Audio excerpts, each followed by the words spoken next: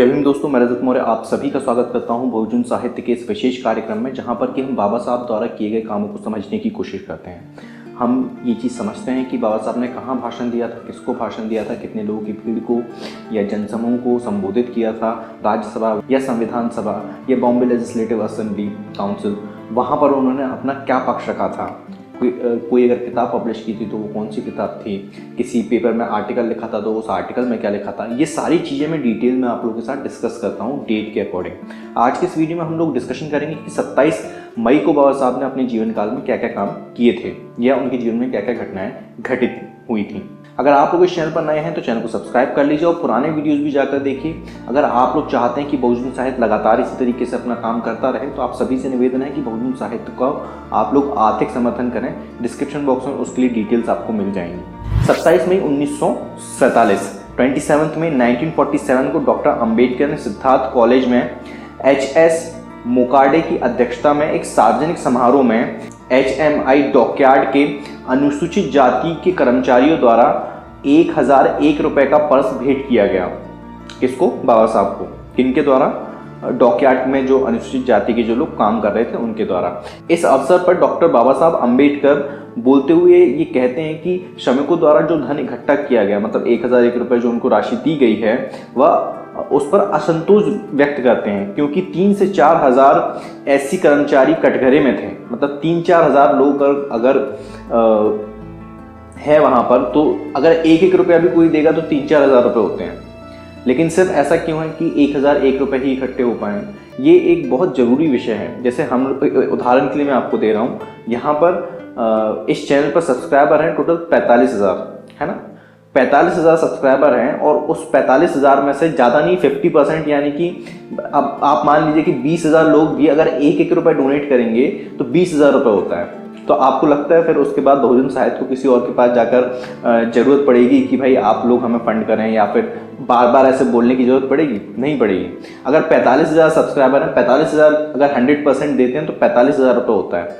उसके बाद मुझे निश्चिंत होकर मैं अपना काम कर सकता हूँ। लेकिन ये आप सोचिए कि महीने का 1 रुपये भी हम लोग अगर नहीं दे पा रहे हैं अपनी कम्युनिटी के लिए, तो ये बड़ा असंतोषजनक बात है। सेम वैसे ही बाबा भी वहाँ पर बड़े असंतुष्ट हो रहे हैं कि इतने 4-5 हजार लोग हैं, उसमें से सिर्फ 1001 रुपये ही क्यों?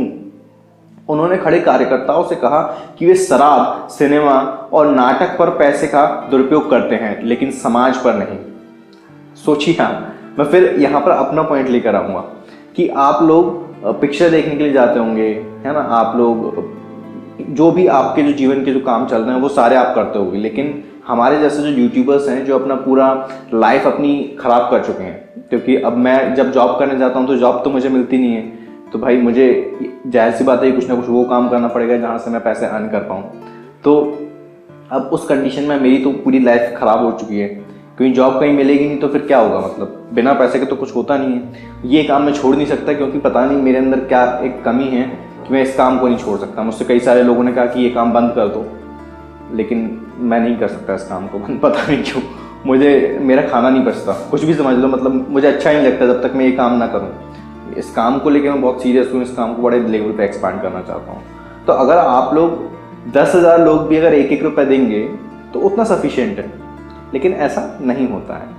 आप लोग बाकी सारी चीज़ों में, शराब पीने में और मूवीज़ देखने में, पता नहीं कहाँ हम खर्च करते हैं। अगर महीने का, अब ये मैं उस समय के हिसाब से बात कर रहा हूँ, 1 रुपये, अगर आज की डेट में अगर आप 100 रुपये भी अगर देते हैं महीने का, भाई 100 रुपये आपको देना ही देना है, तो फिर आपको वो चीज़ समझ में आ जाएगी कि कितना बड़ा उसका इम्पैक्ट पड़ता है। हमारे पास लोग कहते हैं पैसे संसाधन नहीं है, झूठ कहते हैं वो लोग। संसाधन है हमारे पास, हम लोग संसाधनों का सही तरीके से इस्तेमाल नहीं करते। खैर, उन्होंने आगे बताया कि कैसे उन्होंने 1943 में SC के लिए 8 में से 1/3 और 1945 में से 12 में से 1/3 आरक्षण हासिल किया। अंत में उन्होंने कार्यकर्ताओं को केवल अपने संगठनों को मजबूत करने और कांग्रेस या कम्युनिस्ट संगठनों के शिकार न होने की सलाह दी।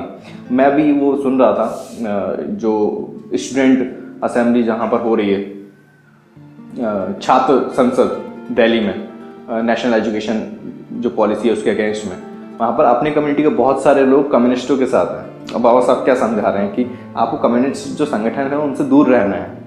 लेकिन क्या हो रहा है, मैं ये इसीलिए तो मैं कहता हूँ कि बाबा साहब को सिर्फ जय भीम का नारा लगाने से कुछ नहीं होता, आपको समझना पड़ेगा कि बाबा साहब के विचार क्या थे और वो ऐसा क्यों कहते थे। 27 मई 1949 27 में 1949 को माननीय डॉक्टर B.R. अम्बेडकर ने अनुच्छेद 107, 108, 108A, 122, 125 में एक संशोधन पेश किया।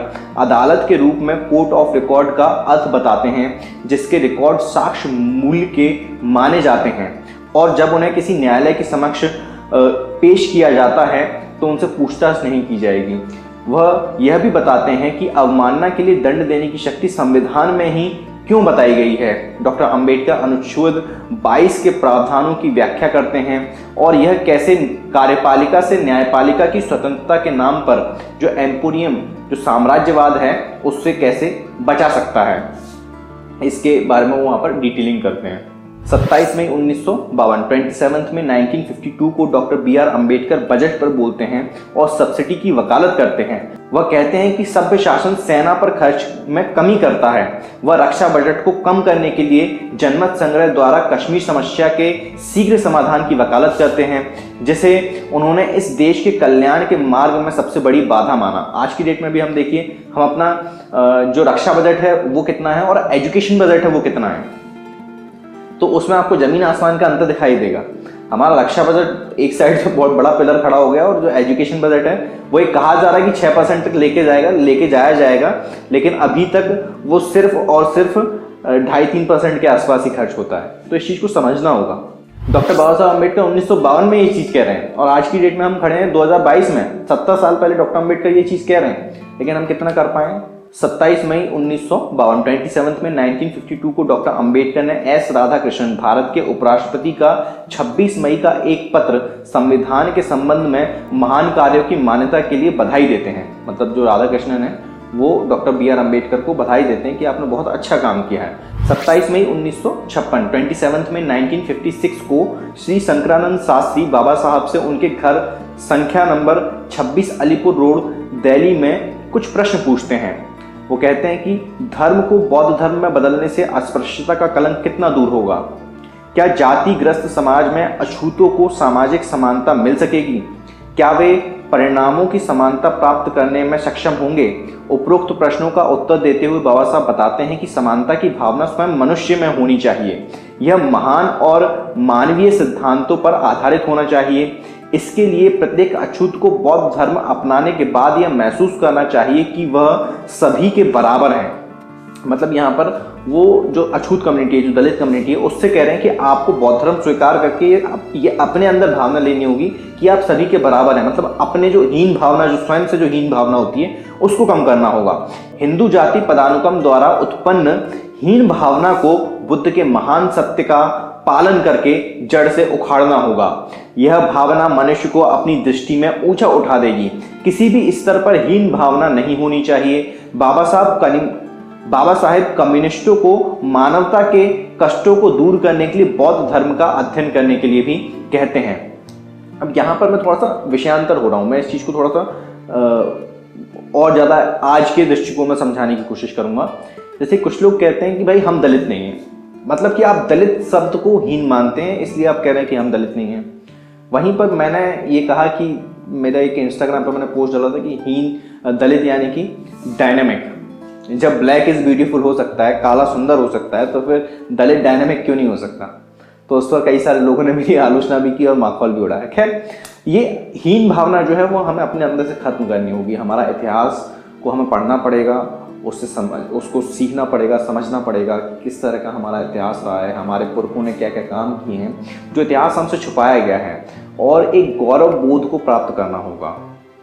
जब हम ये कहते हैं कि हमारे पुरखे बहुत अच्छे व्यक्ति थे, बहुत साइंटिफिक टेम्परामेंट में था उनमें, उन्होंने बड़े बड़े शासन चलाए हैं, तो इससे हमें गौरव बोध की प्राप्ति होती है, जो कि हमसे कई हजार सालों तक छीन लिया गया था।